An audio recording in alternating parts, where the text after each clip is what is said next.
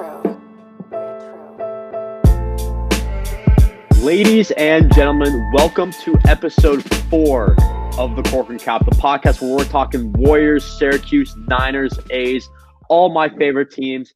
I'm your host, Sam Corcoran, and as you can see, bit of a different location. Episode 4 of the Corcoran Cap is also known as the COVID Cap. I'm stuck with COVID, unfortunately, so I'm chilling here. But you know what? The show must go on. Joel Pettit along my side. Joel, I got to watch the Warriors game last night. Finally got a good chance to do so. And pretty damn good game. It was a stressful game. More stressful than it probably should have been given the level of comp, but it's always good to win, and it's even better to beat the Lakers. 100%. And, I mean, obviously I've been watching Warriors games here and there, but it's nice to just, lie down in my bed when I'm sick, just on the Warriors game. Just zone in on the game and just zone in on the game. Yeah. Exactly, 100%. But let's just get right into it. So, last night, the Warriors beat the Lakers in a close game, 117-115. Definitely a stressful game.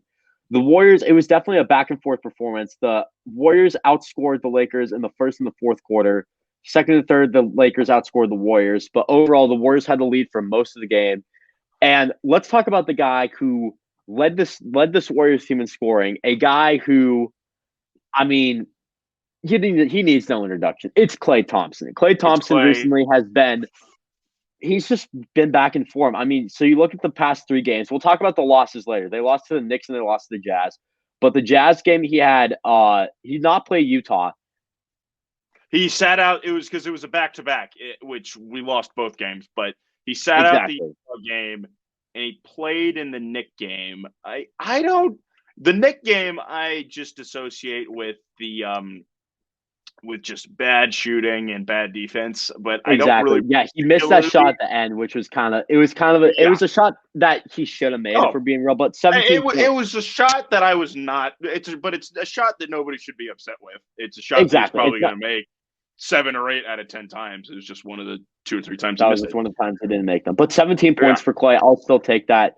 Last night, 33 points. I mean, 33. Leading the way for the 16 in the fourth quarter. 100, yeah, man, that's crazy. Yeah. Klay Thompson, whenever he shows up big time. Last night was no exception. And I mean, it seems like Klay's just really getting in form again. I mean, I know an Achilles injury, that's usually a death sentence for NBA players. I think the only 2 to come back from that, Dominique Wilkins, and I think it's very safe to say Kevin Durant is now the other player who came back. I know it was Dominique forever, but Kevin Durant, I think, is super safe to say. Klay Thompson, looking like he's starting to come back from that. Mm-hmm. I think get back into form. I think the Durant comeback was a good sign of more modern medicine with a more slender build, because the other big Achilles injury, more failed comeback, also with the Warriors, DeMarcus Cousins. I mean, that was a body type where we should have been much more skeptical on how well he came back. But Klay, and I mean, we waited for so long for him to come back too. Yeah. But it was also I mean, he was decent. It was also the quad injury kind of killed him in the playoffs. Yeah, it was a tough circumstance. Yeah, exactly. And I mean, obviously Boogie didn't work out, but Kevin Durant, he's back, and Klay Thompson appears he's back as well. So that's all. I know the first episode we talked about Klay Thompson's return was like, he's all right. He'll hopefully get back into form soon. I think it's safe to say that Klay Thompson is back in form. Usually, I mean, Joe, I'll let you talk about Klay Thompson a bit more, but I want to pull up his career stats, see how many points per game he usually averages and see, where he's at right now compared to the season. Well, Klay for his career, if I'm not much mistaken, is 19 and a half, or it's a little under 20. And this year, he's at 18, and it's only been on the uprise lately. Yeah, so Klay Thompson for his career is 19 and a half, but I think a large part in that has to do with his 2011-2012 season, his 2012-2013 season. And when he was a rookie, he was not. I mean, rookie year, I'll pull up the stat. Rookie year, 12 and a half points. So let's look at from 2014 to 2019 up until his injury. So these are all the years he was All-Star. 21.7, 22.1, 22.3, 20, 21 and a half. So this year's averaging 18, 17.9 to be exact. So he's almost right there. Is it going to be the same? Probably not. You also are looking at a guy who's now 32 years old. So he just turned 32 a few days ago. So he's starting. Usually that's when the players hit their peak after 32. They're going to start to decline a little bit. So, I mean, you should. I think a good expectation for Klay Thompson would be where he is right now, in my opinion. I think so far, I think you were looking at maybe like a 15 point per game player, 16 maybe. He's currently at 18. I think that's a great mark for Klay Thompson to have. And he's probably only got a few more years left in the tank. As sad as that is to say, it's the truth. He's probably got a few more years left in the tank. And he's making the best of it so far this year. Yeah. There's plenty of mouths to feed with this team on offense. Steph, Wiggins, and Poole all come to mind, and Klay as guys that are going to average 20/high teens. So I don't think the expectation for Klay should be that much more than what he's doing right now. I mean, he's shooting 39% on threes. His career is a tick under 42, and I think that's just bound to go up because he started the year clearly out of rhythm, and he's just been better and better as of late. And his percentages to go up a tick. But I love the assists. The assists are currently tied for a career high back in his first All-Star year, tick under 3. Mm-hmm. And all of his other stats line up pretty well with what he's done for his career. It's just you hope the percentages get a tick better, and then hopefully he can get back to being, I'm not going to say all defense caliber. I think that's a little too much to ask after that. That's a lot to ask. But a plus defender, which I don't think is that much. It's not.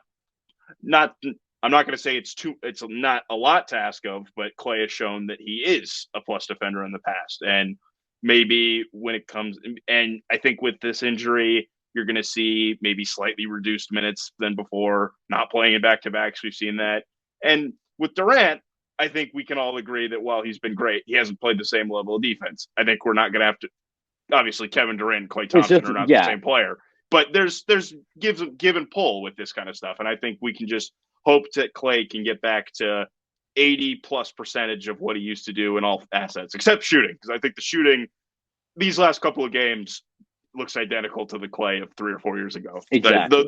That fourth quarter, I did not look any different than Klay Thompson. Oh yeah, he was going off against Toronto and Houston and all those game sixes and against 100%. Oklahoma City. Yeah, he did great that fourth quarter. Also, some standouts from the game against the Lakers, the win against the Lakers. Andrew Wiggins with 19, Steph Curry with 24, Jordan Poole with 11, Looney 12 rebounds. I mean, we talked about his rebounding last week. He's been doing phenomenal. And how about Jonathan Kuminga? We got to talk again about. Yes! We knew we were going to bring up Kuminga. Obviously, and it's not just this game. 17 against the Knicks and against the Jazz. He had 12 off the bench. It was his 5th career start last night, I believe, or 6th career start. I mean, Kuminga's our guy, man. It's that simple. Best. So he started 6 games this year, and during these last couple of games, because at the start of the year wasn't playing at all. His stats on the year now are up to almost 8 points a game, on pretty decent splits. I mean, he's over 50 from the field, which you love for a rookie. The threes we've talked about. I'm not going to talk about his percentages right now. I'm not going to talk about his stats. I'm going to talk about what he did last night. He had 16 points in the first half. His energy was outstanding. He had several great cuts. They got him dunks and layups. He ran the floor. There was a sequence where he hauled ass back on the way back to contest Horton Tucker at the rim. It looked like he maybe got a tiny piece of it, or he prevented the make, which is all that matters. Then he gets on his horse and runs all the way back, I think around Anthony Davis, and finishes a sweet lefty layup. It was awesome. I remember that. That sequence, I mean, that was right before the half, right?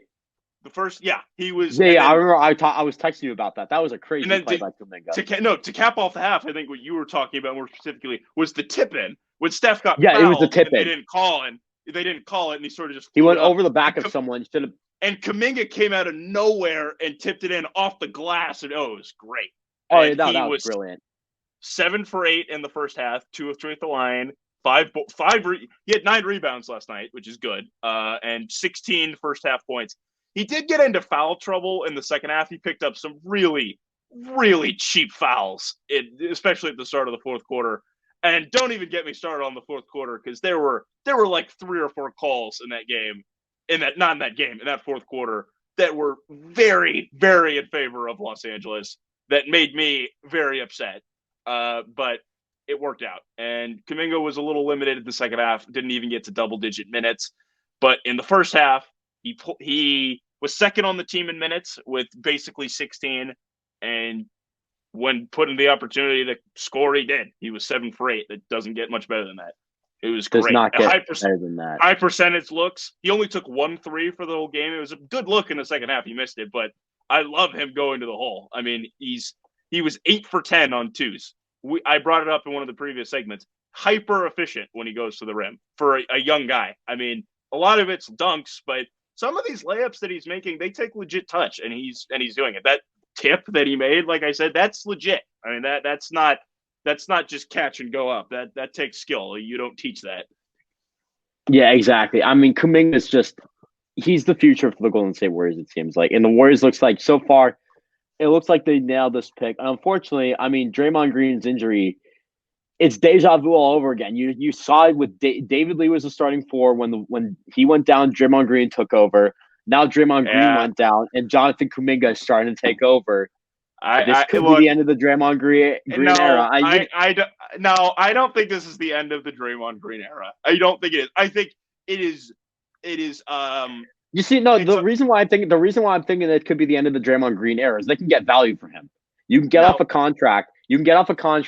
Get value for him, and use that value to develop the future around a guy like Kuminga while still having Steph in place and while still having Klay Thompson in place. I wanted to move Draymond Green. I think there was a year I wanted to move Draymond Green. I was like, there was some sort of proposal. I was always against it.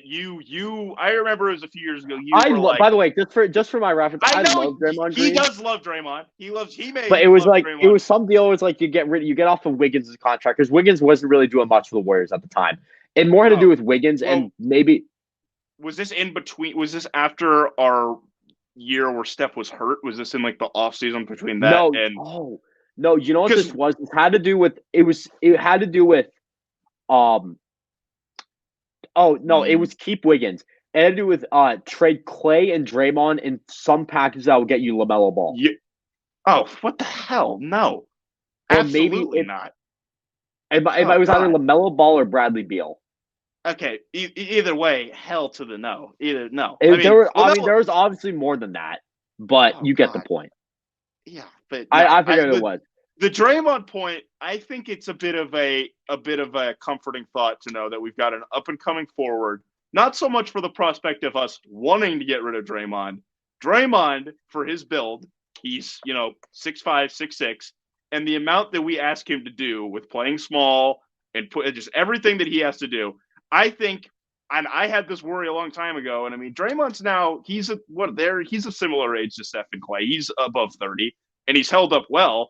But that's the type of thing where he, especially with all the playoff runs, playing 100+ games every year for 4 or 5 straight years, I thought that Draymond would be probably more susceptible to the bumps and bruises, taking more of a toll in his quality of play than Klay and Steph, just because of the physicality that it takes from him in his game and his build, and given the players that he has to guard. Draymond, however, he was great this year before he went down with his back injury, and it doesn't seem like it's that major of an injury. It's a back. It's like a back connected. It was originally connected to his calf, which something like that. But backs. I mean, having someone who doesn't have the best back themselves and knows people with that, backs are really weird, and there's a lot of intricacies with it. So I don't think this is some like super scary injury. I just think it's one that you have to wait for it to get fully healthy. It's kind of like a hamstring, or like where it's like, exactly, you can't really rush it because one tweak the wrong way and you're back to square one. So I think we're just waiting for Draymond to get healthy. I don't think he'll be fine. I think he'll be fine at the end of the day. Personally. I don't think there should be any plans to move Draymond, and I think Draymond, he's such a unique player because he doesn't score really. So, and I understand that a lot of teams would have a need for him. But I don't know how Draymond, who makes 20+ billion a year, a lot of teams may kind of be a little iffy on giving up that much cap value to a guy who doesn't score. And I mean, I don't know. Draymond obviously is a great player, I think, but I wouldn't be worried about Draymond being gone anytime soon. I just think Kuminga is a good. Same with Poole. It's like if we keep Poole for the long run, obviously, I think I'm a little more excited for Kuminga's potential than Poole's. But I think Poole is more so with Klay. I think it was the thing of like, if Klay, for example, this injury maybe shortens his career a little bit, Poole can step in and be a starting guard. If Draymond his career lasts slightly shorter than we initially thought, or if Draymond happens to leave, or because Draymond, I mean, we've seen with all this stuff that the TNT deal and his own like Draymond is he's doing a lot, and planned. I think at the end of the day, really like we'll see what happens. But Joel, we got like 2 minutes left. Well, we're technically past 50 minutes, but let's give me like quick minute talk about the losses this week. The Knicks and the Jazz. Just what went wrong for the Warriors? Jazz game, flush it. There were guys out. It was a second worst shooting night of the year. It was in Utah, which is a tough spot to play. And it was one where it was like it was kind of close for most of the game. Like, and then I think it was some point in the fourth quarter where it was like low teens / single digits, and the Jazz went on a run where they just hit some threes, and it's like, oh, it's a back-to-back. We're down 19 and there's 8 minutes left. Just pull Steph, pull the starters. It's just let's let it wait for the Knicks game. That one was a little different. One thing about the Knicks game that I did like, and about this Warriors game, back-to-back, it wasn't a back-to-back, but back-to-back games for the Warriors with single-digit turnovers, which is great because turnovers are an Achilles heel for us. And look, the Knicks game came down to a missed Klay Thompson 17-footer. They also out-rebounded the hell out of us that game. That was the point. The Knicks killed us on the board. And Randall got going. I mean, Randall obviously... Randall had 16. Mitchell Robinson had 11. Our leading rebounder were Klay Thompson and Andrew Wiggins. Kevon Looney had 5 boards. That's unacceptable. Yeah. Hey, look, it was a tough game. It's 5 rebounds. I'm going to give him a pass. He's been great as of late. And look, it was a letdown game. It was against an inferior opponent. We should have won that one. But again, back-to-back suck, and we're flying in from Utah. We probably got in late. There's a lot of factors that go into it. And, I mean, look, I think the Jazz loss, that one doesn't really worry me. We've always – playing in Utah and Denver, there's more altitude. Just it's a tough spot to play. It's always a tough spot to play. The Utah fans are always pretty rowdy. Next game, we got killed on the rebounds, and we didn't shoot particularly well in either game. But the Jazz at the game was awful. The next game just wasn't great. And Steph was great in the next game, but, a loss is a loss, and we'll be back 100%. Well, coming up, segment 2, move from NBA to college basketball. Syracuse had a massive injury loss. We're here to recap that. You won't want to miss out. Stay tuned.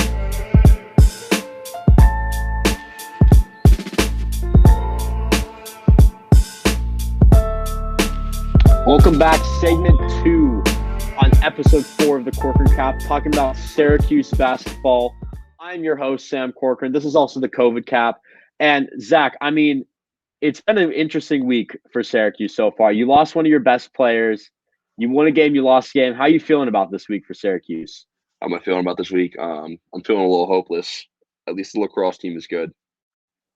I guess so. Yeah, the lacrosse team's been killing it, but we could talk about lacrosse later on. I don't really have any lacrosse knowledge, but I can gain some. But anyways, yeah, we're here to talk about basketball. And let's start off with the big breaking news that came out on Thursday. Jesse Edwards, the starting center, out for the season with a fractured wrist. And I mean, I kind of compared it. I know some of you guys are listening to this podcast for whether it be the Warriors, the A's, or the Niners.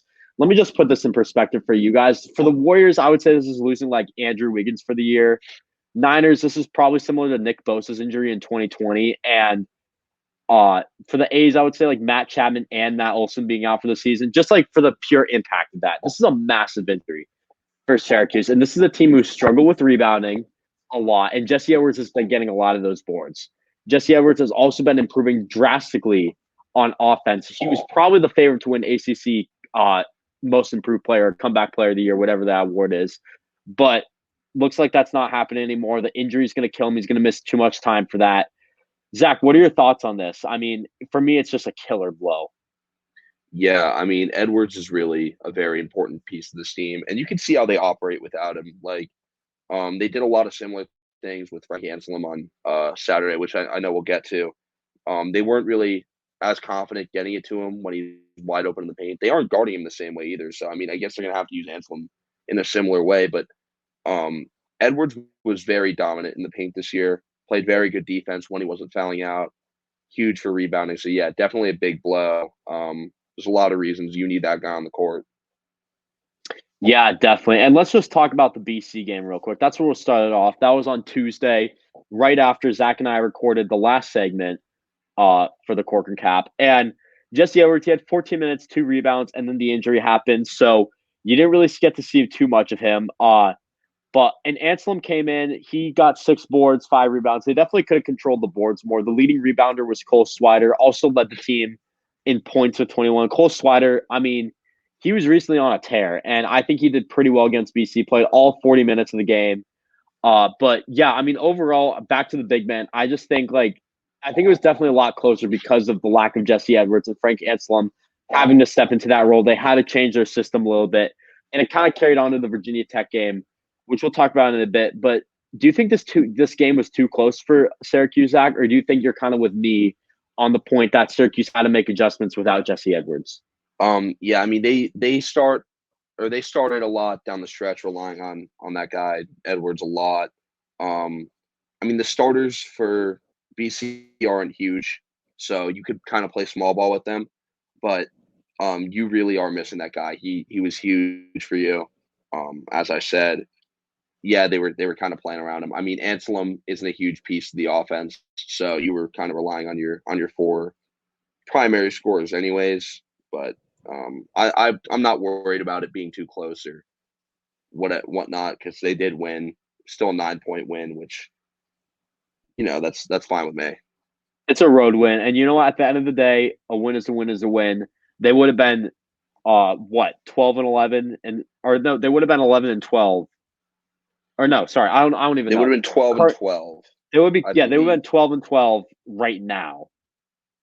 If so, no, they would have been no. They hold up. No, after if they lost to BC, they'd be 12-12. This Saturday, they'd have a losing record again.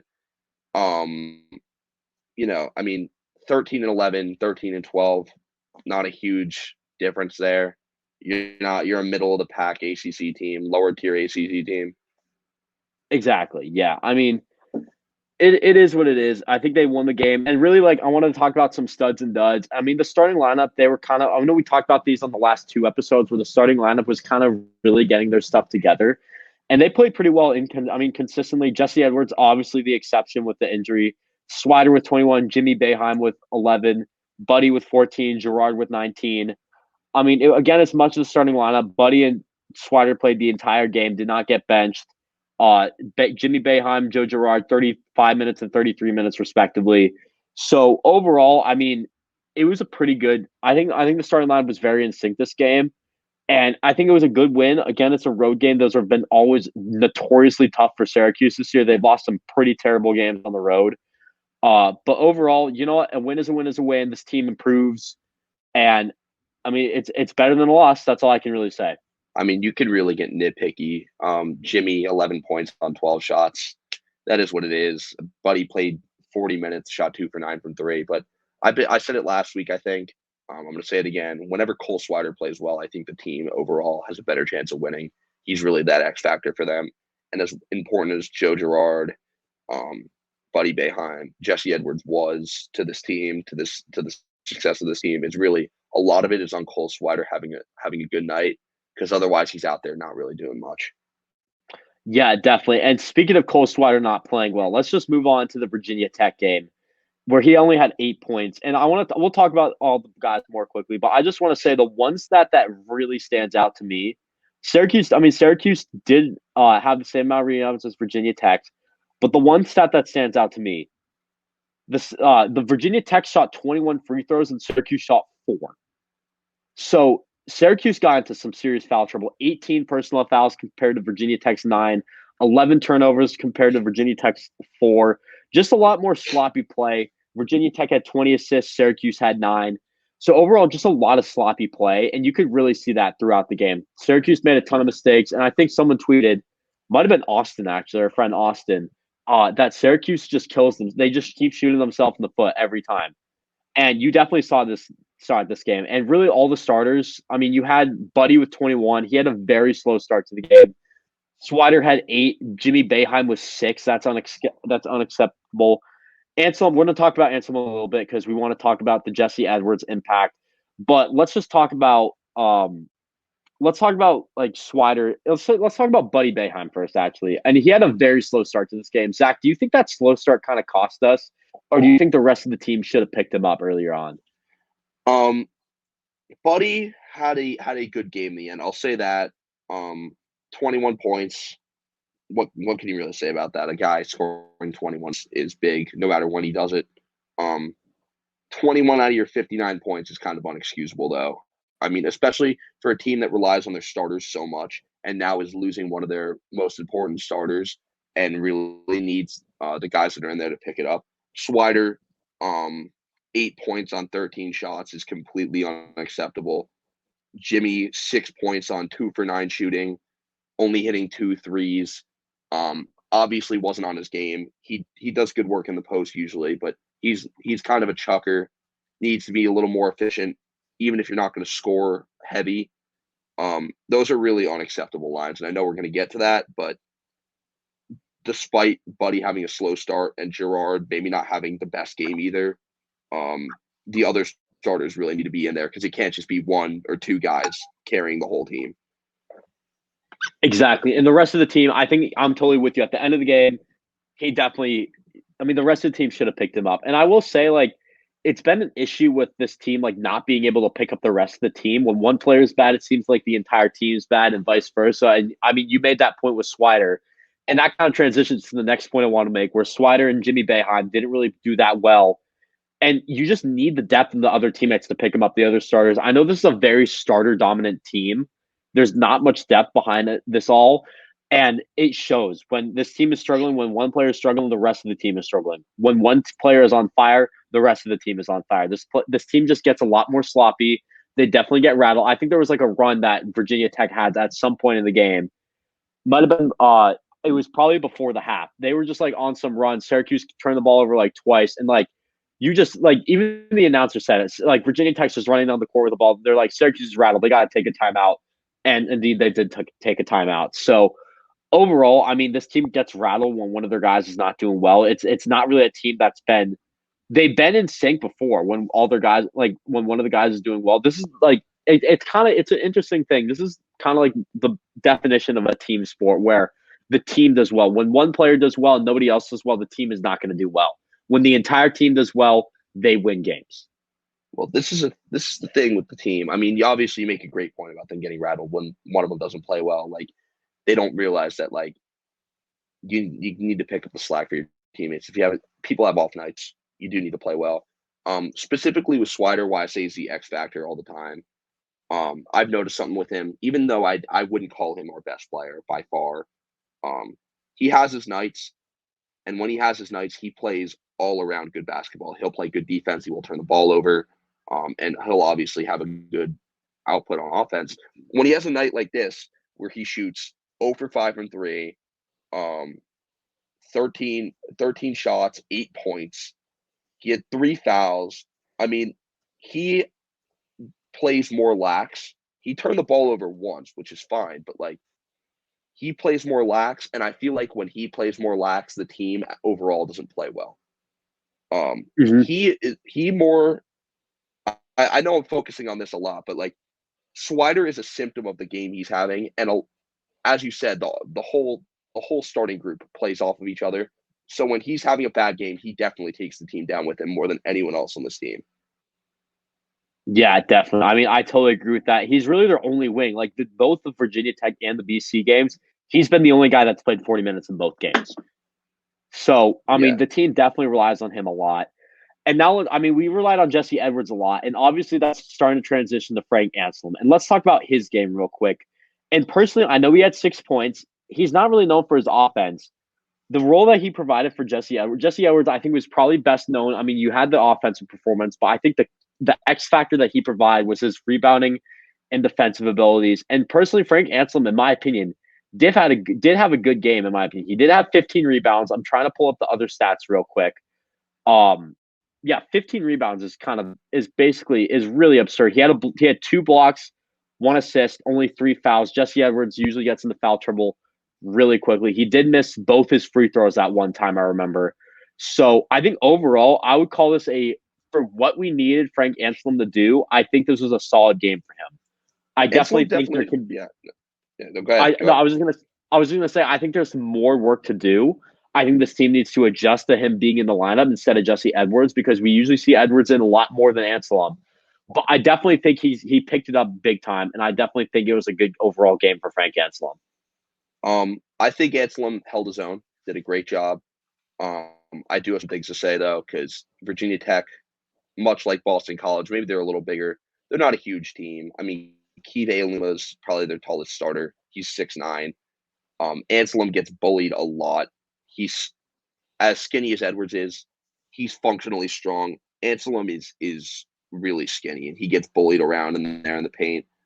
He can't do all the things Edwards does. So when you go up against a team like Duke is coming up, and they put a real big man on Frank Anselm, I'm really scared to see what happens. But I think for this game, for his first start, he held his own very well. I think he had a very nice game. Obviously 6 points on 6 shots for a center it is what it is. He missed both of his free throws. But the 15 rebounds is nice, and he played his role. So I think that's all you can ask of him. Yeah, I mean, it was a pretty good game for him, in my opinion. And I think he definitely also looked a lot more physical out there. Yeah, he got bullied a little bit, but it looked like he was just a bit more physical. And now, obviously, you have Sidibe coming in to be the backup center. I really think this team is going to be relying on Anselm a lot. I really think that Sidibe, I mean, he's kind of a guy, he's had knee injuries. He's had a ton of injuries in the past. Knee issues are still nagging him on. And I know we talk about Frank Anselm getting bullied. Sidibe gets bullied even more. Yeah, I mean, Sidibe is 24 years old. We know what he is at this point. He gets injured. He isn't extremely strong as it is. We know what type of player Sidibe is. And I'm not saying we don't know that about Frank Anselm. I think Frank Anselm just has room to grow. Being a sophomore, having to step into that role, fill in the shoes of Jesse Edwards, who came on strong this season. And I think he can do that. It's going to take a lot of work, and I don't know if it's exactly going to translate to this season. 100%, definitely. Well, that's all the time we have to talk about Syracuse. Coming up, segment 3, we talked about basketball in the first 2 segments. Moving on to football, Jimmy Garoppolo trade rumors. Zach, your Steelers are going to be mentioned in it. You guys won't want to miss out. Stay tuned. I don't want them either.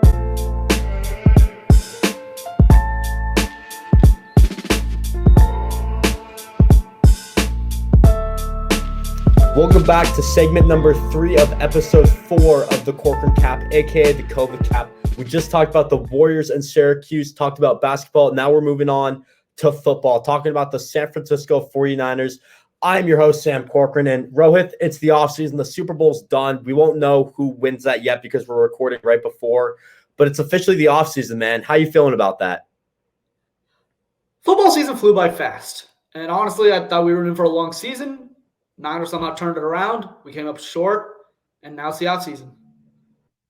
Yeah, it's the offseason now. And there's one, for the 49ers, there's one big question surrounding this offseason, and that is, where will Jimmy Garoppolo end up? It's not with who's coming to this team. Obviously, we'll talk about that in a later episode. We'll talk about the draft.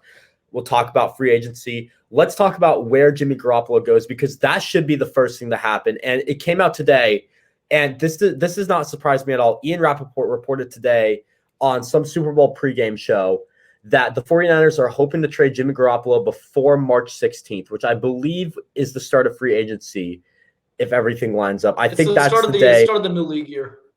Start of the new league year, exactly. That's the day where I believe teams can officially sign players. I think the talking window opens 2 days before that. It's usually the talking window opens Monday. March 16th is a Wednesday. So that's, I think, the first day where players can officially sign with the team. So, Rohit, what are your thoughts on that real quick? Personally, for me, I think it makes a lot of sense. You want to get Garoppolo on a new team. Teams are going to want him before that day because it's better once you have your quarterback. Then it's easier to sign free agents because they're going to know, okay, we have a proven quarterback on this team. I'd be more willing to sign there. Even though Jimmy Garoppolo is not the best quarterback, he's still proven. And we'll talk about the teams later because their quarterbacks that they have right now, Jimmy Garoppolo is an upgrade at all their quarterbacks, all the quarterbacks basically, in my opinion. Yeah. I mean, if we're thinking about teams that will need a quarterback, I mean, the first couple of teams that immediately pop into my head are the Washington Commanders, which, side note, still feels weird to say. That feels very weird to say. The Tampa Bay Bucks, but I'm not even sure how that's going to play out. The Pittsburgh Steelers, that's one of the teams that the Niners have been linked to the most in terms of the Garoppolo trade. Maybe even the Indianapolis Colts, because we got reports saying that Wentz might also be out of Indianapolis, meaning the Colts are now in the market for a quarterback. And man, I mean, there's a lot of teams. Yeah, I have a few right now. You're kind of going into my next topic right over there, which we're going to talk about the team. So let's just jump into that right away. So you said Indianapolis, Washington. So I kind of split it up into two categories for myself. So let's talk about the teams that have to get a quarterback this offseason no matter what, in my opinion. In my opinion, there are 4 teams that need a quarterback no matter what. And those are Pittsburgh, Denver, Washington, and Carolina. Pittsburgh right now, your starting quarterback is Mason Rudolph. I think any starting quarterback in this league is an upgrade over Mason Rudolph. Most backups are an upgrade over Mason Rudolph. I bet a rookie would be an upgrade over Mason Rudolph. So let's be honest, the only time we really saw Mason Rudolph have extended action is it was 2019, and that play was absolutely uninspiring.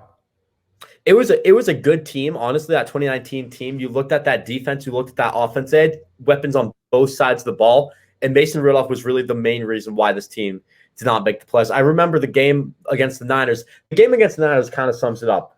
The 49ers turned the ball over 5 times that game, and they still won, which is kind of ridiculous. Just goes to show how dominant, how that defense kind of carried them to almost making the playoffs that year. And Mason Rudolph and that offense didn't really do anything. So now Denver. I think Denver's another team that definitely needs a quarterback. Teddy Bridgewater, I believe, is a free agent now. It doesn't seem like Denver wants to bring him back. He's kind of been a guy that bounces around. Personally, I think Teddy Bridgewater and Jimmy Garoppolo are practically on the same level, in my opinion. It kind of sucks. I mean, Teddy Bridgewater obviously marred with an injury, but that doesn't really matter anymore. There's Teddy Bridgewater back in 2015 when he looked like his future superstar, and there's Teddy Bridgewater in 2022 where he's going to be a bridge quarterback probably for the rest of his career. Your other option, Drew Lock, I mean, he's not good. He's a backup probably. So you're going to want to replace him at quarterback. But here's what's interesting about Denver is because a lot of people are thinking that Denver might be the one to win the Aaron Rodgers sweepstakes, assuming Rodgers, doesn't retire from the NFL or anything else like that. Because at this point, we know that Rodgers wants out of Green Bay. Yeah, I see no way where the Green Bay Packers have Aaron Rodgers as starting quarterback going into the 2022 regular season. I mean, there was a report out that came today that said the Packers are going all in from Adam Schefter. So with Aaron Rodgers at quarterback. So that could be very interesting as well, which probably would skyrocket Jimmy Garoppolo's value even more. So we'll get to compensation after we go over the teams. Washington, I think you have Taylor Heineke. You're going to need an upgrade over him. I think Washington is probably the most likely team to draft a quarterback, which is why I don't necessarily see them being a suitor for Jimmy Garoppolo, because I think Taylor Heineke can be a bridge quarterback. They could keep Ryan Fitzpatrick if they wanted to be a bridge quarterback. I think Washington should draft a quarterback if I'm the Commanders right there. And I think the last one is Carolina. They're kind of in the same situation. I think drafting a quarterback is a much better idea. Darnold, I mean, I know I was all in on Darnold last year, but that hype's kind of gone. I think you're looking for a bridge quarterback. Jimmy Garoppolo is not really going to be the answer there. I think they can stick with Sam Darnold, save a bit of money. They gave up a lot for Darnold last year. Matt Rule's trying to save his job. I think you got to stick with Darnold just for a little bit, draft a quarterback in the draft, and go forward with that. Yeah. And also, Washington and Carolina both have relatively high draft picks.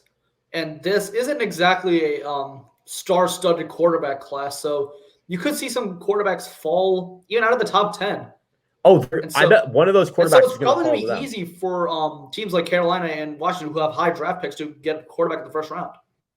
100%. I definitely think that's why I don't see them as the best suitors for Jimmy Garoppolo. So in my opinion, Pittsburgh and Denver are the 2 teams you're really looking at. Now, the teams I have 6 teams after that, the teams that might need a new quarterback. And I'm going to run through these down really quickly, and then I'll give you time to talk about it, Rohit. So you talked about Indianapolis already. I think they're going to stick with Carson Wentz personally. I think you just got to give it another ride with him. But definitely keep an eye out for them. I know there were rumors of Garoppolo to the Colts last year when Wentz went down with an injury back in training camp, but I was never buying that. Cleveland, I think Baker Mayfield, they might want to move on for him.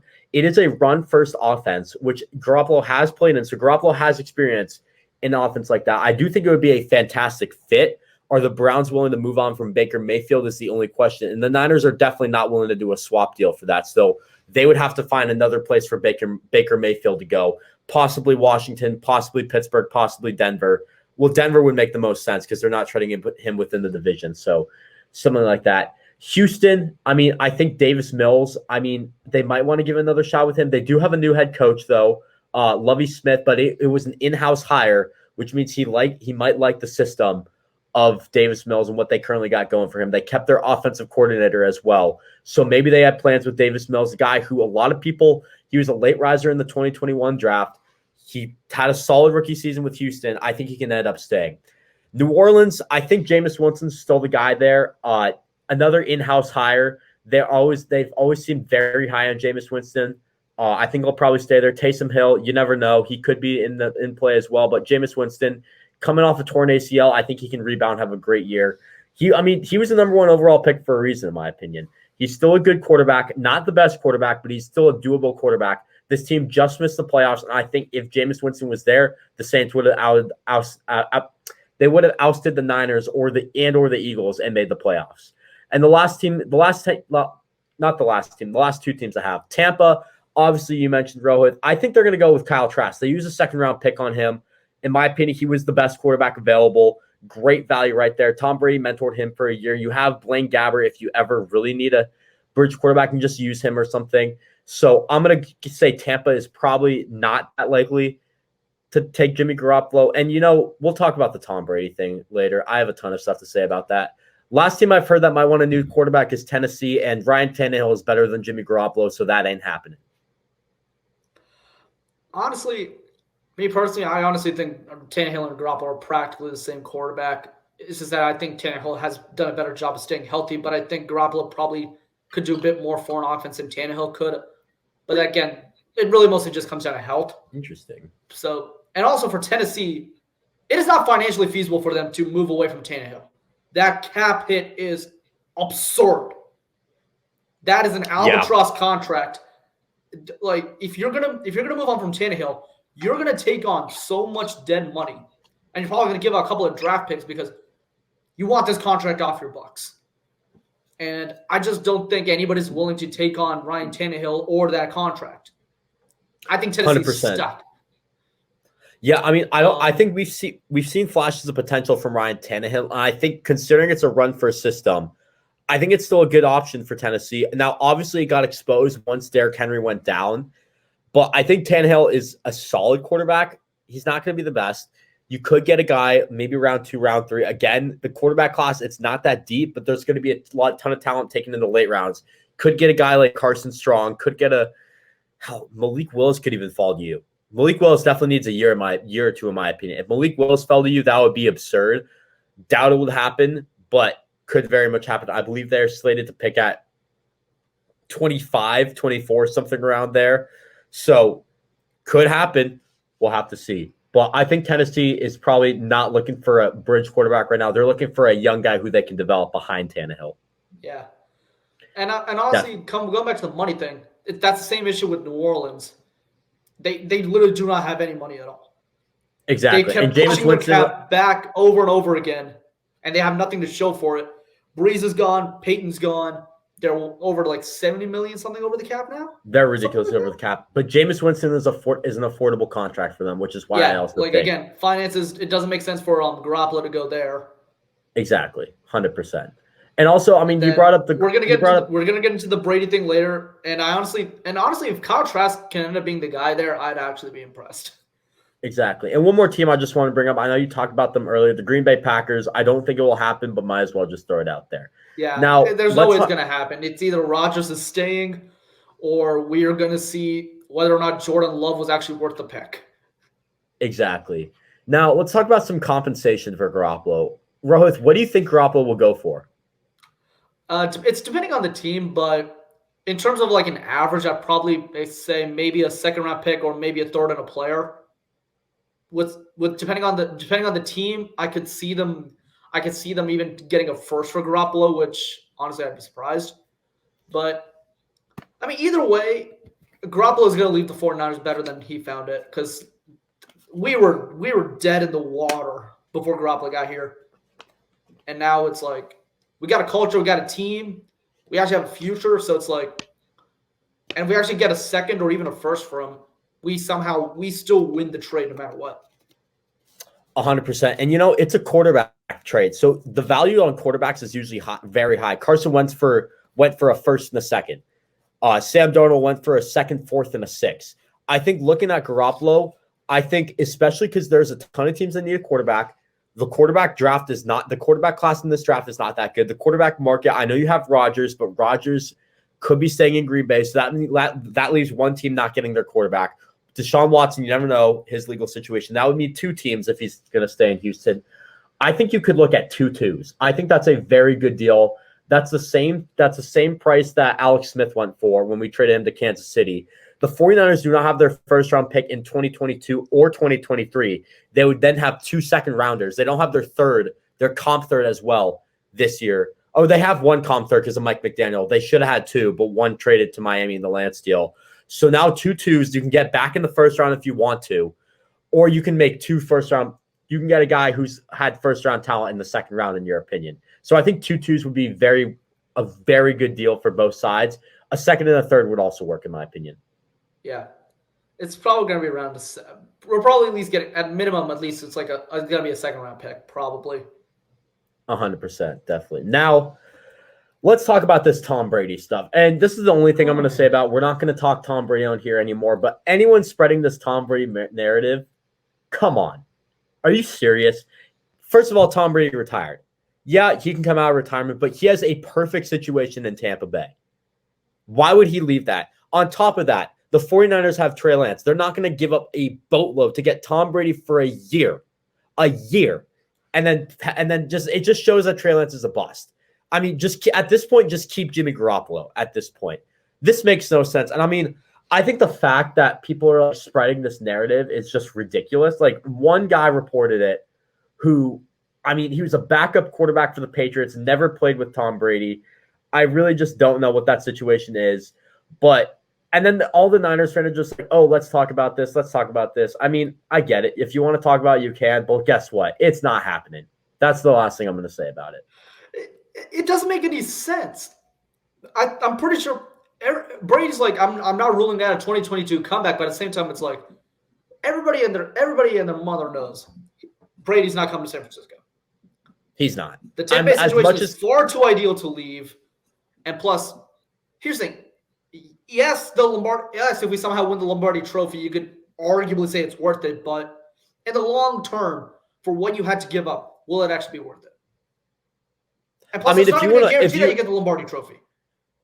I will say, if you win the trophy, if you win the Super Bowl, it's a win. But at the same time, you're getting a year of Tom Brady, and you probably give up.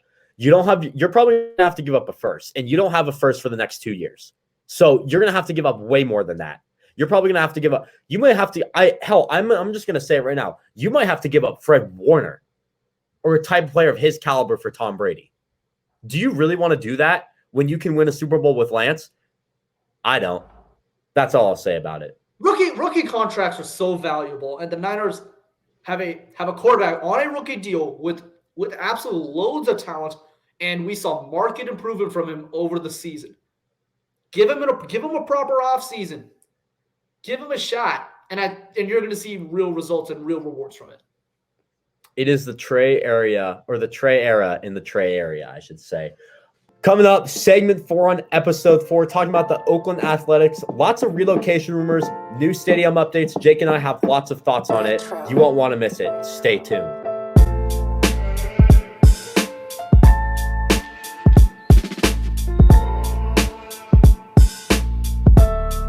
Welcome back, segment 4 of episode 4 of the Corcoran Cap, aka the COVID Cap, talking about the Oakland Athletics. I'm your host, Sam Corcoran, as always, alongside Jake Hart. Jake, how's it going this week, man? How you doing? Doing good. Had a good time watching the Super Bowl last night. Wish it would have gone into OT, but can't always get what you want. Yeah, this segment, we're recording after the Super Bowl, the only one after the Super Bowl. If you just watched the Niners segment, we said we don't know who won.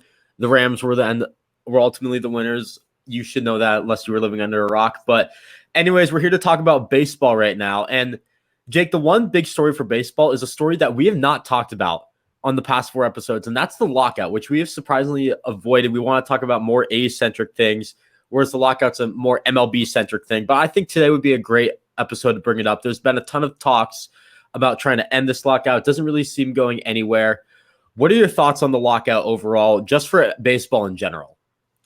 Yeah, for the whole MLB and starting the season, I mean, obviously that big report with the Manfred interview where he said spring training is going to start on time and all that, I don't know how that's possible, especially since the MLB with their when they met with the MLBPA on Saturday, their like proposal, apparently they said they're like, oh yeah, this wasn't a proposal we expected them to accept. We wanted that like them to hear our proposal and then make more concessions and like come back with an offer. So I don't really know what that means in terms of timeline, but I think what they said, they need 3 or 4 weeks of spring training before they can start the year at minimum. So I don't know. I don't know if the season's going to start on time at this point.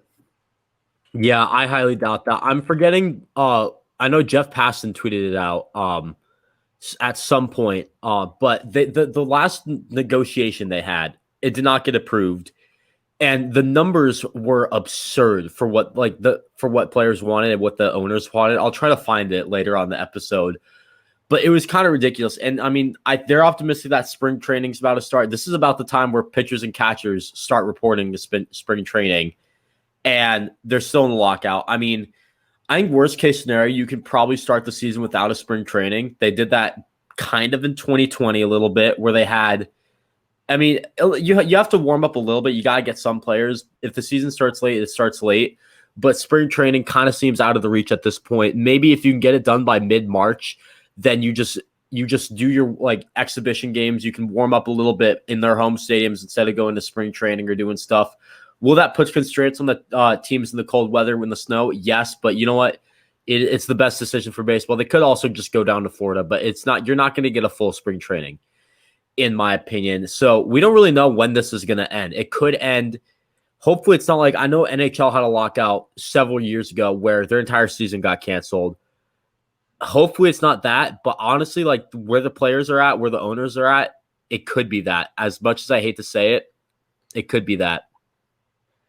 Yeah, I mean, what I'll say is both sides only stand to lose money by taking away games and canceling the season. So I think that they're going to get something done and attempt to get it done by April 1st or whenever the season starts.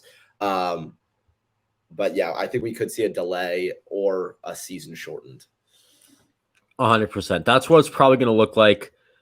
Maybe a bit of a shorter season. So here's the tweet from Jeff Passan. So labor talks are over. Here's what happened. MLB wanted to accept parameters of pre-arbitration bonus pool for top 30 WAR. MLB Players Association is seeking $105 million. The league offered $10 million.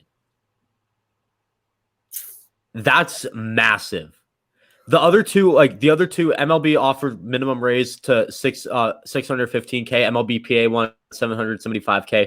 That's definitely a bit closer. But the $105 million to $10 million, that's $100 million more. That's ridiculous. Yeah, but I don't think, because when you're talking about $615K to $775K, that's probably more than $100 million when you span it across every player. Because it's not, you're talking about bonus pool for the first one. Yeah.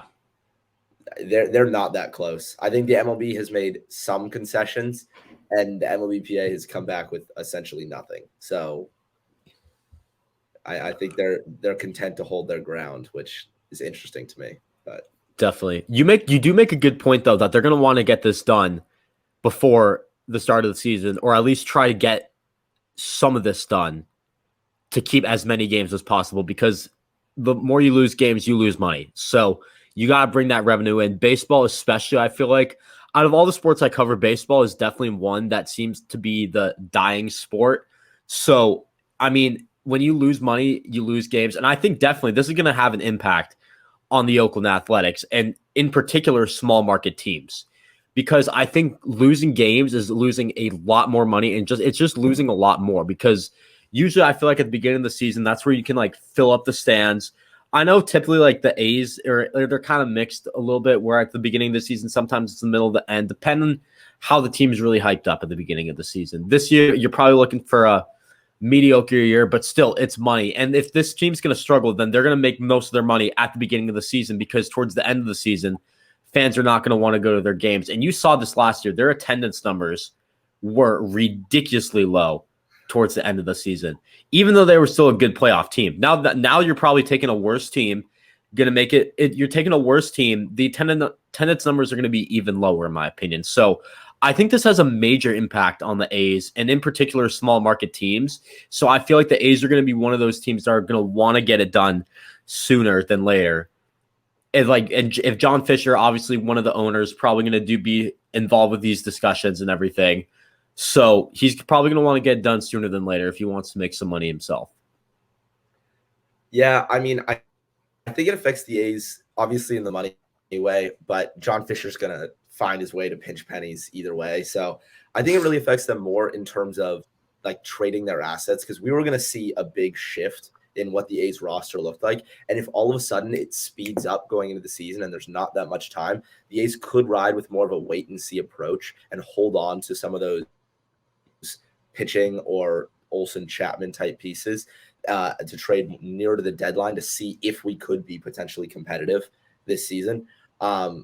Again, I don't know, with losing what we have, I don't know if that's in the cards, but I think the only guys that if we do jump straight into the season, like you talked about with maybe only inter squad spring training and stuff like that for a couple of weeks, I think you could see who's on 1-year deals, Bassett.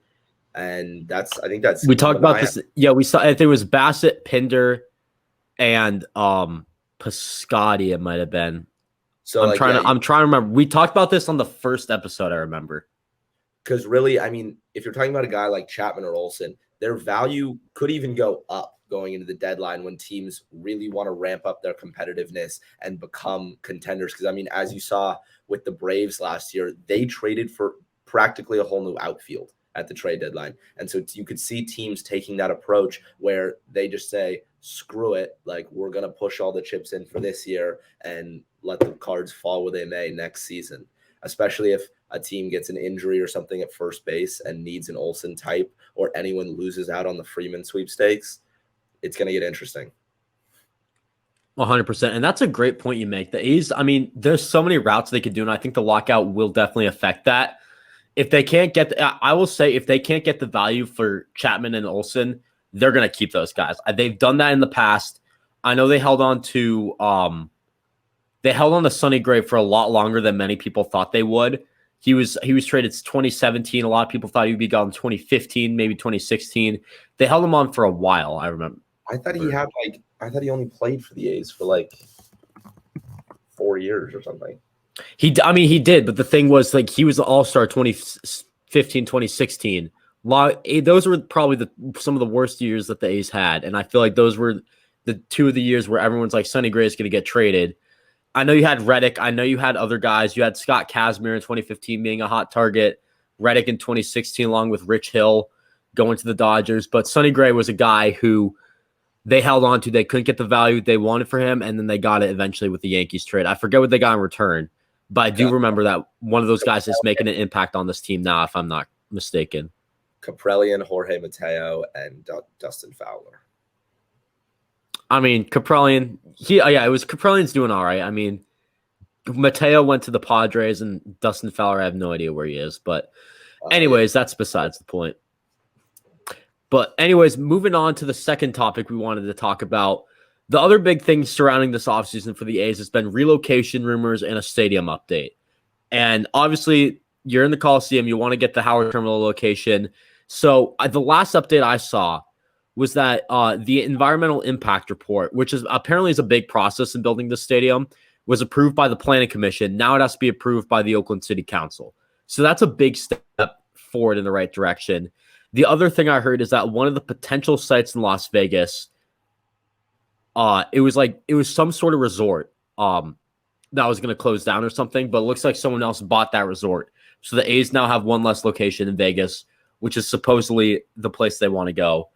And Jake, what are your thoughts on this real quick? Just give me a quick rundown of those two thoughts. I mean, for me, I don't really have too much to say on it. It was just those are just positive developments. Nothing's done yet.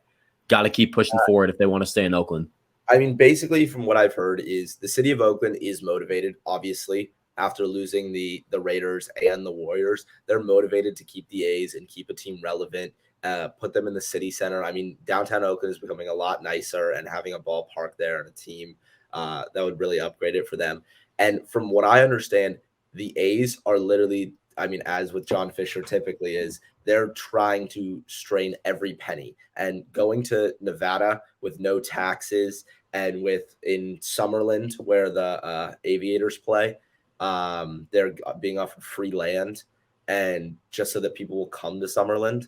And I mean, they're probably going to get the same amount of fans because there's a lot of people in Vegas. I mean, no one comes to the games now. So, I mean, we'll see. I think in my heart of hearts, they're not going to move, and they're going to get a deal done in Oakland, whether it be the city subsidizing the new stadium or something to that effect. Yeah, But I definitely think think they're going to have a nice stadium. It's not going to be so. That's the one thing that I have to come to terms with. We're talking in the 2030s. Like, if it's in the 2030s and they stay in Oakland, so be it. I mean, you and I will probably not be living in the Bay Area anymore. Maybe we'll return. I don't know. We'll have to see where we end up in our lives. But obviously, Jake and I, we're both from Oakland. We definitely want the A's to stay in Oakland. And I think right now I'm definitely optimistic that it's moving forward. It keeps moving forward. You see, and it's always been failing. But it's keep moving forward. They keep progressing. And you know how badly the city wants the A's. And I think I really think that not only would it hurt the city by losing another team, but financially and economically, you've seen the city, it's up and coming, but you've also seen the city at its low point. I think losing the A's is a massive economic blow for the A's, for the city, excuse me. And I think overall, I mean, I think it would just be a kill shot to the city. yeah, it's interesting too to like think about what the Vegas move could do to the A's fan base. Just because, I mean, when you talk about the Raiders, you're talking about one of the most diehard fan bases that was in LA already. And so, like, they've got some different roots around. There's a lot of Raider fans. People with only 16 games, or with only we had 9 home games this season. People will travel to Vegas to go see their team play, if that makes sense. Like, Vegas is a destination. Like, they want to go there. It's right on the Strip, all that stuff. But the A's moving to Summerlin is a completely different scenario. Like, it's not in downtown Vegas. It's in the suburbs, first of all.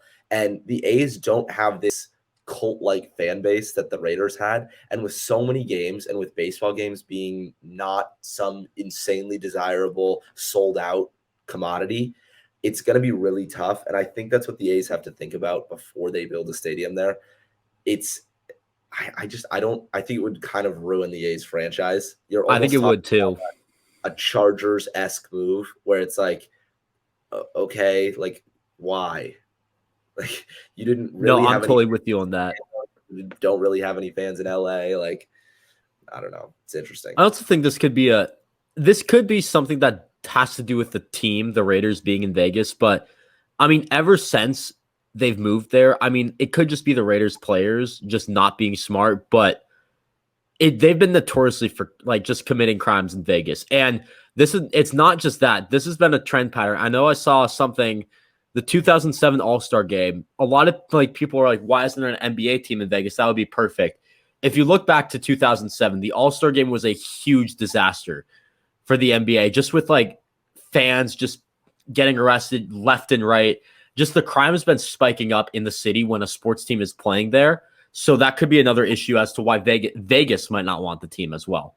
And that could be something that could be something that I'm just throwing out there that might not be 100%. That's just opinion based. None of that is fact based, but yeah. I mean, Alvin Kamara got freaking arrested at the Pro Bowl. Yeah, I was gonna say as well. That was I don't know if that happens. Vegas is definitely a place where what happens in Vegas stays in Vegas. There's a reason they say that. So definitely an interesting scenario. But it is what it is. It is what it is. Well, that is going to conclude the COVID Cap, hopefully the only COVID Cap, episode 4 of the Corcoran Cap. For more, guys, follow me on Twitter at the Sam Corcoran. @the_Sam Corcoran. Make sure to follow everyone else on Twitter at Rohith Kanan 71, at ZCope3, at Joel Pettit 10. Come on, Jake. Whatever. But anyways, guys, that is going to do it for this episode, and I'll see you guys next week. Peace.